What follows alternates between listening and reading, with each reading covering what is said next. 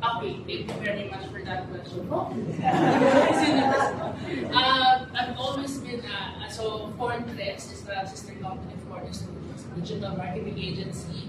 So part po ng trabaho to really be immersed in social media. And part of it is the business person side, but the part of it is the human side.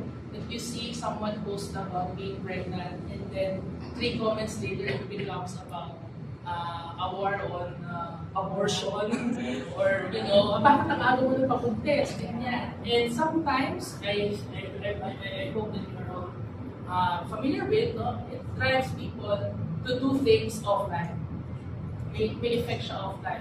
People take their lives or suffer mental depression because of what they see online. So that is the inspiration. I want to kind of mirror that society na baka hindi lang natin napapansin. Kasi online naman yan, malayo yan sa realm of experience natin. But the jury premise might be fictional, no? We judge each other, or maybe even this, maybe not applicable to the Philippines. But the action of us judging people and the offline effects of it is happening. So that's why we wanted to bring that to you. Thank you.